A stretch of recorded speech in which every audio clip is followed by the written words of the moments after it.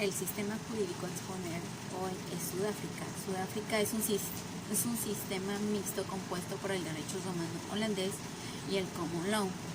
Sudáfrica se encuentra a un extremo sur del continente africano. Para empezar con este sistema, tenemos que comenzar con los antecedentes. Posteriormente hablaremos sobre su gobierno y las fuentes de derecho. Como primer antecedente para entrar a lo que es la política en Sudáfrica, empieza en 1488, cuando llega un navegante portugués y establece una colonia ahí. Después esa colonia fue abandonada. Ya no es hasta 1652 cuando llega una compañía holandesa que pretende establecerse y empezar un comercio. Entonces empieza a surtir a ese país. A finales del siglo XVIII, Inglaterra llega. Entonces empieza una disputa con Holanda. ¿Por qué? Por establecerse en el lugar y querer dominar lo que es el Cabo, que es la primera colonia que encontraron. Entonces empieza esa disputa. Después, empiezan la disputa y quien gana es Inglaterra. Crea un dominio ahí. Toma la colonia en 1841 y empiezan a notar, descubren que hay oro y diamantes, lo que trae una gran afluencia de comerciantes que quieran explotar dichas minas. Existen dos guerras durante todo ese proceso, una en 1881 y la otra en 1899. Por supuesto gana los ingleses en aquel entonces. En 1921 está la Unión Sudafricana, que fue reconocida como un estado libre de la Commonwealth. Ya en 1934 se convierte en un estado autónomo. Se crea una disputa entre las razas, entre las personas blancas y las personas negras, que en aquel entonces se conocía como blancos afrikaners y los blancos británicos, que eran como que los originarios. Se crea como una mezcla. Posteriormente empieza una disputa por esas dos razas, porque las personas negras no podían acceder en aquel momento al gobierno, a participar en la política, pero entra lo que es su propio partido y les da como que esa cierta participación. Dentro de esa participación empieza a haber una división entre las razas. Las empiezan a dividir por clases, que una son los asiáticos, las personas blancas, las personas negras y las personas de color, que son conocidas como mestizos. Eso sucedió en 1948 con el Partido Nacionalista de ese país.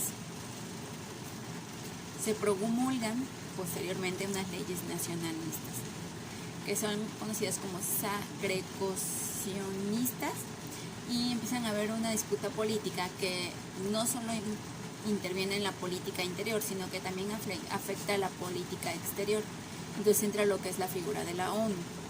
La ONU, a partir de los años 70, empieza a emitir resoluciones con ciertas sanciones.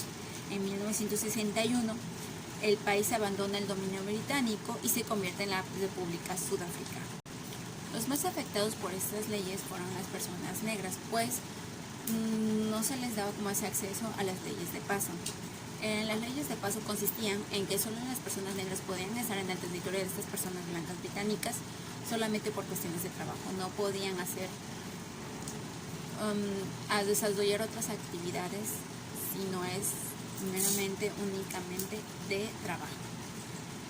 Por último, se empiezan a haber disputas, se les requiere a la ONU que siga sancionando a esas personas, bueno, no a las personas, sino al país como tal, por restringir ese acceso al gobierno, a la política.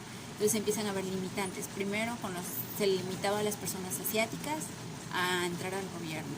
Posteriormente a las personas africanas, a las personas negras, de color mestizo. Por último, ya se da un acceso a la primera persona negra, que es Nelson Mandela, y se vuelve presidente. Es aquí donde termina la cuestión de los antecedentes. Ahora comienza con el tema de gobierno, impartido por mi compañera. Sudáfrica es un estado parlamentario con un sistema democrático de gobierno comprometido a lograr la igualdad entre hombres y mujeres y la gente de todas las razas. La Constitución es la ley suprema del país. Esta es aplicable a todos los órganos de Estado en sus distintos niveles de gobierno. El Parlamento es la autoridad legislativa de Sudáfrica. Esta tiene el poder de crear leyes, es bicameral y sesiona por lo menos una vez al año. La primera se da a los 30 días después del día de la votación de las elecciones.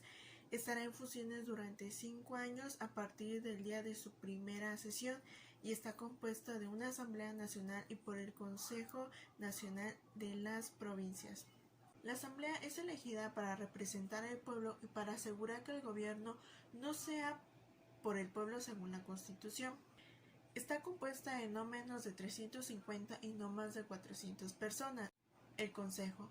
Este representa a las provincias para asegurar que los intereses de las provincias sean tomados en cuenta en las esferas nacionales del gobierno.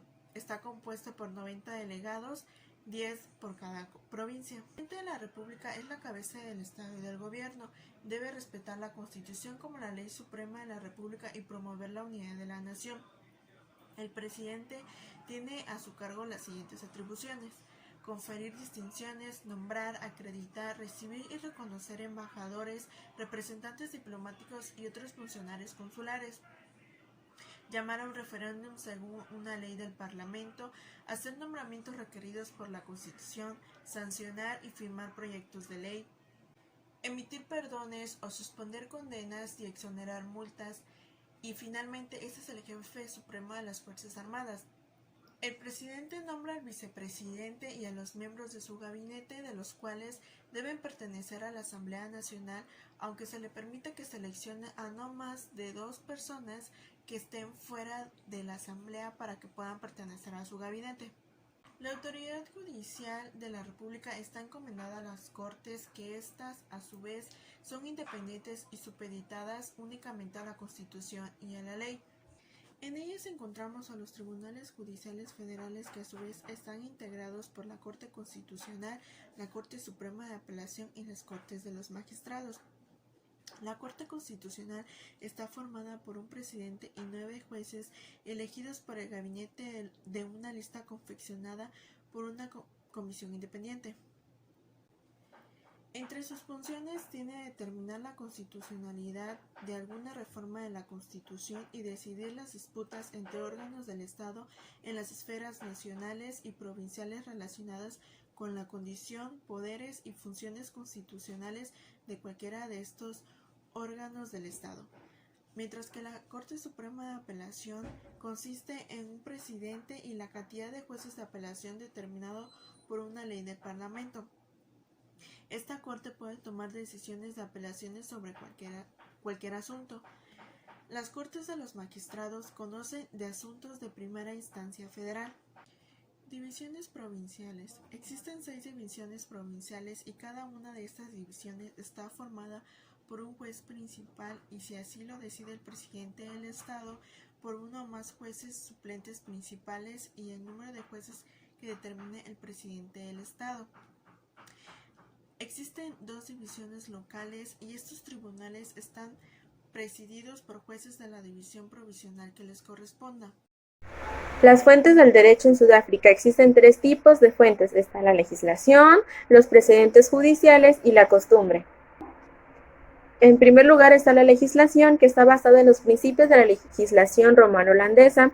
Se revisa, se promulga, se adapta y complementa en forma continua, y esto lo realiza el Parlamento a instancias de los sectores legislativos de los diferentes departamentos de Estado y sobre todo de la Comisión de la Justicia Sudafricana. Recordemos que en Sudáfrica la Constitución es la ley fundamental, sin embargo no existe una codificación en materia civil, penal o materias procesales.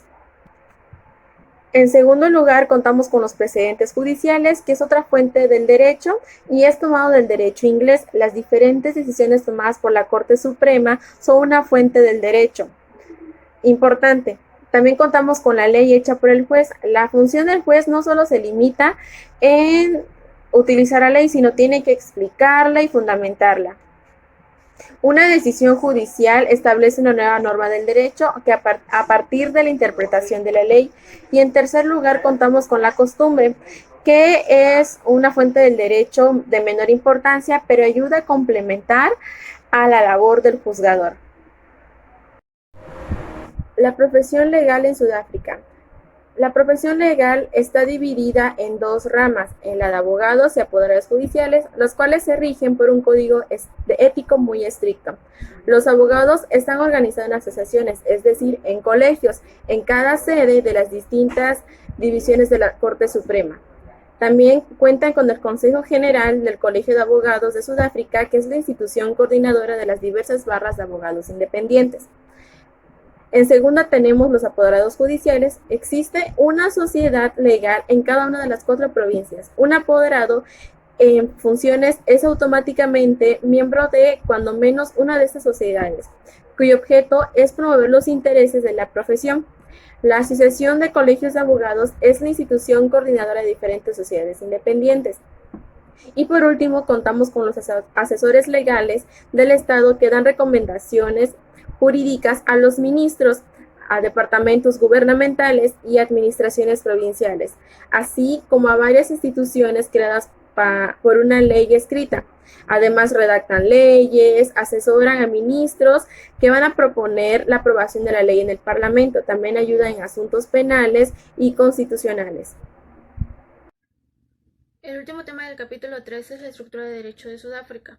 El derecho romano-holandés se expandió fuera de Holanda debido a 2 compañías, la Compañía Holandesa de las Indias Orientales y la Compañía Holandesa de las Indias Occidentales.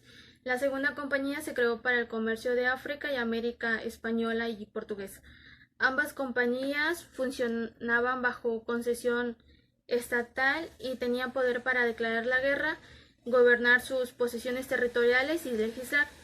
En 1652, el representante de la Compañía Holandesa de las Indias Orientales dio pie a la colonización de la región de Sudáfrica. Al crear esta nueva colonia, lo que hizo fue imponer el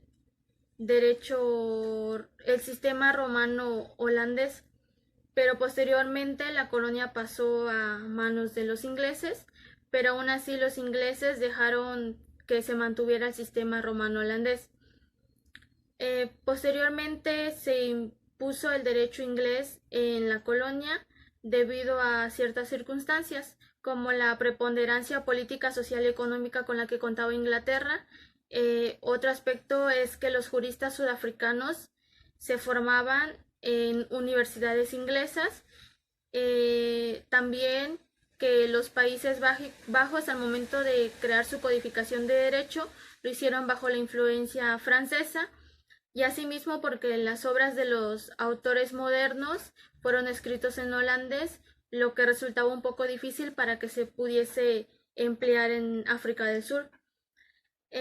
Debido a que se impuso el derecho inglés, el derecho romano-holandés se pudo mantener, ya que Henry de Villiers llegó a la División de Apelación de la Suprema Corte de la colonia, y lo que hizo fue tomar los elementos que él consideraba mejor adaptables a las necesidades de Sudáfrica y para que se pudiese formar un sistema armonioso, y asimismo poder realizar un análisis basados en los principios del common law y en los principios del derecho romano holandés.